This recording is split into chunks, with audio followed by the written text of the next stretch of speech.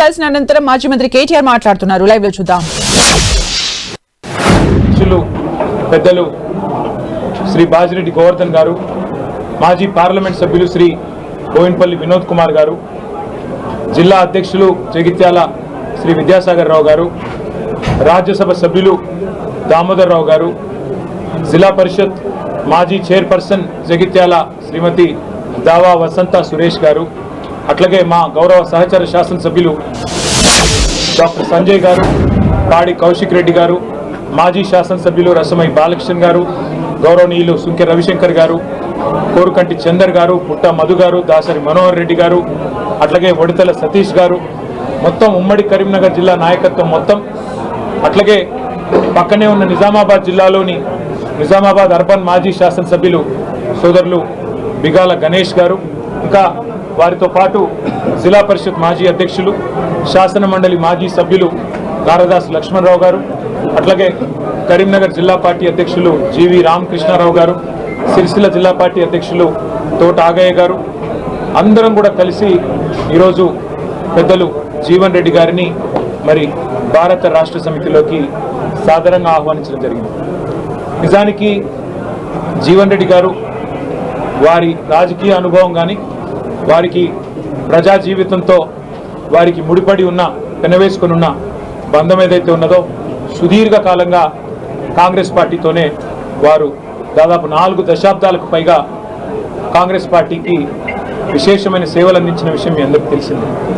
మీ అందరికీ తెలియని ఒక విషయం ఏమంటే 2014కు మునుపు, సరిగ్గా 2014 ఎలక్షన్ల కొద్దిగా ముందు, తెలంగాణ రాష్ట్రం ఏర్పడ్డ తర్వాత ఫిబ్రవరి 20 నాడు బిల్లు పాస్ అయిన తర్వాత మరి ఏప్రిల్లో అనుకుంటా బహుశా ఎలక్షన్ జరిగింది. ఆ మధ్యకాలంలో అప్పుడు పెద్దలు కేసీఆర్ గారు జీవన్ రెడ్డి గారిని ఆహ్వానించారు పార్టీలో. మా వినోద్ కుమార్ గారి ద్వారా ఆ రోజు మరి వారిని పార్టీలోకి రావాలి, మీరు వస్తే బాగుంటుంది, మీలాంటి విశేషమైన అనుభవం కలిగిన నాయకులు మరి తప్పకుండా తెలంగాణలో ఉంటే బాగుంటుంది అని చెప్పి, తెలంగాణ ప్రభుత్వంలో కూడా మీరు ఉంటే బాగుంటుంది అని చెప్పి కూడా ఆ రోజు వారిని ఆహ్వానించడం జరిగింది. కానీ ఒక నిబద్ధత కలిగిన నాయకుడిగా ఆ రోజు వారు కాంగ్రెస్ పార్టీ నాయకత్వంతో వారికి ఉన్న అనుబంధాన్ని, మరి కాంగ్రెస్ పార్టీ బలోపేతానికి ముందుకు నడవాలన్న ఉద్దేశంతో వారు ఆనాడు కాంగ్రెస్లోనే కొనసాగారు. ఆ రోజు జగిత్యాల శాసనసభ్యుడిగా కూడా 2014లో గెలిచినారు. నాకు 2 సందర్భాలు గుర్తొస్తా ఉన్నాయి. జీవన్ రెడ్డి గారితో కేసీఆర్ గారికి ఉన్న పర్సనల్ రిలేషన్, అంటే వారికి ఇద్దరికి మధ్యన ఉన్న గౌరవభావం కానీ ఇద్దరికి మధ్యన ఉన్న స్నేహం ఎట్లాంటిది అంటే, వారి బంధం ఈ రోజుది కాదు, వారిద్దరికీ దాదాపు 4 దశాబ్దాలకు పైగా పరిచయము, స్నేహము, గౌరవము, పరస్పర గౌరవము ఎప్పటి నుంచో ఉంది. నాకు 2 సందర్భాలు నా కళ్ళ ముందు జరిగినవి గుర్తొస్తా ఉన్నాయి. ఒకటి, 2014లో కేసీఆర్ గారు జూన్ 2 నాడు ముఖ్యమంత్రిగా పదవీ బాధ్యతలు చేపట్టిన తర్వాత వారి మొట్టమొదటి అధికారిక పర్యటన జిల్లాలలో ఉమ్మడి కరీంనగర్ జిల్లాతోనే ప్రారంభమైంది. ఆ రోజు ఉమ్మడి కరీంనగర్ జిల్లాలో ఒక ఆడిటోరియంలో మీటింగ్ జరిగింది, కళాభారతిలోనే ఎక్కడో మీటింగ్ జరిగింది. వారు జిల్లా నుండి ప్రాతినిధ్యం వహిస్తున్న సీనియర్ నాయకుడు, ప్రతిపక్ష పార్టీకి సంబంధించిన శాసనసభ్యుడు. కానీ కేసీఆర్ గారు స్వయంగా ముందు జీవన్ రెడ్డి గారికి మైకునివ్వండి అని చెప్పి వారికి మైక్ అందిస్తే జీవన్ రెడ్డి గారు లేచి వారు స్ట్రైట్గా అభినందనలు చెప్పి మరి పరస్పరం మరి ఒక్కసారి మీరు ఇప్పుడు గవర్నమెంట్లో ఉన్నారు, మీకు అభినందనలు చెబుతూ జగిత్యాల ప్రజల తరఫున నేను ఒకటి మిమ్మల్ని అడగదలుచుకున్నా అని చెప్పి వారు చాలా చిన్నది, ఒక బోర్నపల్లి అనే గ్రామానికి సంబంధించి ఒక బ్రిడ్జ్ కావాలా, వెంటనే నాకు శాంక్షన్ కావాలని ఒక మాట చిన్నగా అడిగినవి. మేమందరం చూస్తూ ఉన్నాం, అప్పుడే మేము కొత్తగా మంత్రులైనా చూస్తూ ఉన్నాం కేసీఆర్ గారు ఎట్లా స్పందిస్తారు, ఎట్లా రియాక్ట్ అవుతారు అని. సాధారణంగా దాటవేయచ్చు, చెప్పొచ్చు చూస్తాను అని చెప్పొచ్చు, పరిశీలిస్తాను అని చెప్పొచ్చు. కానీ జీవన్ రెడ్డి గారి మీద ఉన్న గౌరవం, వారి మీద ఉన్న ప్రేమ ఎట్లాంటిదంటే క్షణంలోనే వెంటనే అక్కడే శాంక్షన్ చేసి 75 కోట్ల బ్రిడ్జ్ని అక్కడికక్కడే కరీంనగర్ ఉమ్మడి జిల్లాలో ఇచ్చిన మొట్టమొదటి శాంక్షన్ కేసీఆర్ గారు ఆ రోజు జీవన్ రెడ్డి గారి కోరిక మేరకు, వారి విజ్ఞప్తి మేరకు ఇచ్చిన ఆ బ్రిడ్జ్. తర్వాత ఇంకో సందర్భం గుర్తొస్తూ ఉంది నాకు. అసెంబ్లీలో జీవన్ రెడ్డి గారు ఎప్పుడు ప్రజా సమస్యల గురించి, ముఖ్యంగా రైతుల గురించి చాలా గట్టిగా మాట్లాడే నాయకుడు. ఈ జిల్లాలో ముఖ్యంగా జగిత్యాల జిల్లాలో నిజాం షుగర్స్ అనేది ఒక చాలా ఇంపార్టెంట్ సబ్జెక్ట్గా ఉండేది. అటు విద్యాసాగర్ రావు గారు, జీవన్ రెడ్డి గారు ఇద్దరు కూడా కొట్లాడేవాళ్ళు గట్టిగా. మాకు ఖచ్చితంగా దీన్ని తెరిపించాల్సిందే. అయితే కేసీఆర్ గారు కూడా ఖచ్చితంగా షుగర్ ఫ్యాక్టరీ తెరిపించాల్సిందే, అందులో భేదాభిప్రాయం లేదు. మేము కూడా మాటిచ్చున్నాము. కానీ పక్కనే ఉన్న మహారాష్ట్రలో, అప్పుడు పోచారం శ్రీనివాసరెడ్డి గారు వ్యవసాయ మంత్రి, పక్కనే ఉన్న మహారాష్ట్రలో సహకార వ్యవస్థలో కోఆపరేటివ్ ఫార్మాట్లో చాలా బ్రహ్మాండంగా నడుస్తూ ఉన్నాయి అక్కడ షుగర్ మిల్లులు. మా టెస్కాప్ చైర్మన్ రవీంద్రరావు గారు కూడా ఇక్కడే ఉన్నారు, మాజీ అధ్యక్షులు. అట్లా కోఆపరేటివ్ వ్యవస్థను బలోపేతం చేస్తే బాగుంటుంది జీవన్ రెడ్డి గారు. ఒకవేళ మీరు కావాలనుకుంటే ప్రభుత్వం నుంచి 250-300 కోట్లు పెట్టడానికి కూడా మేము సిద్ధంగా ఉన్నాం. అవసరమైతే మీరే చైర్మన్గా ఉండండి దానికి అని చెప్పి కూడా నిండు శాసనసభలో ముఖ్యమంత్రిగా కేసీఆర్ గారు అన్నాడు జీవన్ రెడ్డి గారికి ఓపెన్గా ఎలాంటి బేసిజానికి పోకుండా ఒక ఆఫర్ కూడా ఇచ్చారు.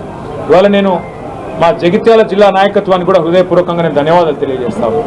ఎందుకంటే ఇటు మా విద్యాసాగర్ రావు గారు జిల్లా పార్టీ ప్రెసిడెంట్ గారు కానీ, అట్లాగే ఎల్ రమణ గారు మాజీ మంత్రి గారు కానీ, మా చెల్లెలు మాజీ జిల్లా పరిషత్ చైర్పర్సన్ శ్రీమతి దావా వసంత గారు కానీ, వారందరూ కూడా జీవన్ రెడ్డి గారిని జగిత్యాలలో మనం ఆహ్వానించినట్టయితే, వారి ఇంటికి పోయి ఆహ్వానించినట్టయితే బాగుంటుంది అంటే వారు ఒక క్షణం కూడా సంకోచించకుండా వారు చెప్పిన మాట ఏమంటే, నాకు అన్న పార్టీ బలోపేతానికి, పార్టీ తిరిగి అధికారంలోకి రావడానికి, కేసీఆర్ గారు ముఖ్యమంత్రి కావడానికి తప్పకుండా మనందరం కృషి చేయాల్సిందే.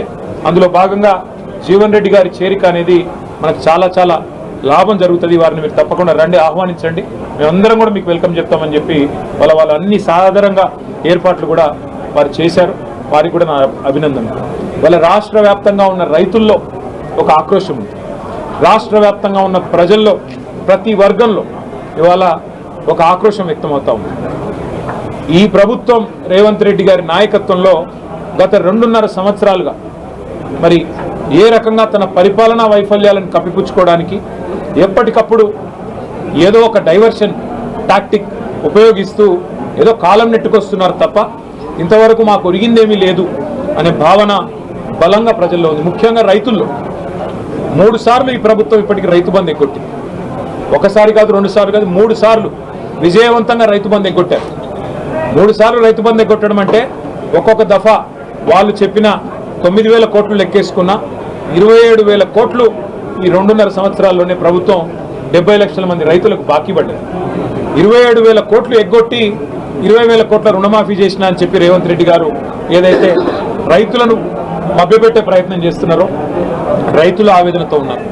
అట్లాగే రాష్ట్ర వ్యాప్తంగా ఉన్న మహిళలు నిన్న రేవంత్ రెడ్డి గారు మాట్లాడిన మాట కూడా చూస్తున్నారు.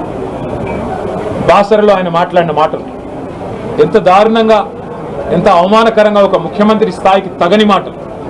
ఎంత పెద్ద కండలు తిరిగిన పైల్వానైనా 3 నెలల్లోనే పిల్లలు పుట్టించలేడు కదా, ఇది ఒక ముఖ్యమంత్రి నోట్లోంచి వచ్చే భాషనైనా, ఒక ముఖ్యమంత్రి మాట్లాడే భాషనై? అసలు 3 నెలలు అన్న మాట చెప్పింది ఎవరండి? మేము చెప్పినామా? ప్రజలు అడిగారా? మీరే కదా సంతకాలు పెట్టింది, మీరే కదా రేవంత్ రెడ్డి గారు పిసిసి అధ్యక్షుడిగా, మీ బట్టి విక్రమార్క గారు సిఎల్పి లీడర్గా 100 రోజుల్లోనే 6 గ్యారంటీలు అమలు చేస్తామని నొక్కి చెప్పింది మీరు, గ్యారంటీ కార్డు ఇచ్చింది మీరు, ఆర్థిక పరిస్థితి మొత్తం మాకు తెలుసు అని చెప్పి ఉదరగొట్టింది మీరు. ఇవాళ ఏ ఒక్క హామీ అమలు చేయకుండా ఈ అపసవ్యపు మాటలు మాట్లాడుతున్నది మీరు. పెద్దలు జీవన్ రెడ్డి గారు లాంటి నికార్సైన కాంగ్రెస్ నాయకులను అవమానించి వారి ఆత్మగౌరవాన్ని దెబ్బతీస్తున్నది మీరు. ఇది ఒక జీవన్ రెడ్డి గారి విషయంలో కాదు నేను మాట్లాడుతున్నది. నేను మొన్న డిప్యూటీ సీఎం బట్టి విక్రమార్క గారి కొడుకు పెళ్లికి పోయినా. ఒకరు కాదు, ఇద్దరు కాదు, ఒక 100-150 మంది కాంగ్రెస్ కార్యకర్తలు నా చేతిలో చేసి అన్న వచ్చేది మీ ప్రభుత్వమే. అది సందర్భము కాదు, రాజకీయ వేదిక కాదు, ఇంకోటి కాదు. ఎందుకు చెప్తా ఉన్నా అంటే కాంగ్రెస్ పార్టీ కార్యకర్తల ఆక్రోశమే ఇట్లా ఉంటే, సామాన్య కాంగ్రెస్ కార్యకర్తల ఆవేదన ఇట్లా ఉంటే, ఈ రాష్ట్రంలో రైతుల పరిస్థితి, ఈ రాష్ట్రంలో మహిళల పరిస్థితి, ఈ రాష్ట్రంలో పేదల పరిస్థితి, ఈ రాష్ట్రంలో 2 లక్షల ఉద్యోగాలని చెప్పి మీరు మీ చేతిలో మోసపోయిన యువత పరిస్థితి ఏ రకంగా ఉందో మనం అర్థం చేసుకోవచ్చు. సరే, ఇవాళ రేవంత్ రెడ్డి గారు అధికార మత్తులో, అధికారం ఉందనే అహంకారంతో ఇష్టారీతిన మాట్లాడుతుండవచ్చు. పెద్దలను కూడా కేసీఆర్ గారు అయితేనేమి, మరి తెలంగాణ కోసం గట్టిగా, కాంగ్రెస్ పార్టీ కోసం గట్టిగా కొట్లాడిన పెద్దల్ని కూడా అవమానించే తీరులో మాట్లాడుతుండవచ్చు. కానీ కాలం ఎన్నటికీ ఒక్కలాగా ఉండదు, అధికారం కూడా ఎన్నటికీ ఎవరిది ఒకరి సొత్తు కాదు. 10 ఏళ్ళు ప్రజలు మాకు అవకాశం ఇచ్చారు. ఇవాళ 5 ఏళ్ళు కాంగ్రెస్ పార్టీకి, రేవంత్ రెడ్డి గారికి ప్రజలు అవకాశం ఇచ్చినారు. మాకైతే సంపూర్ణమైన విశ్వాసం ఉంది. వారిని నేను కేసీఆర్ గారి తరఫున పార్టీలోకి ఆహ్వానించడానికి ఇక్కడికి వచ్చినాను. వారు సానుకూలంగా స్పందించారు. మా కేసీఆర్ గారితో నాకు వ్యక్తిగతంగా కూడా చాలా అనుబంధం ఉంది. కానీ మీరందరూ వచ్చారు, ఆహ్వానించారు, సంతోషం.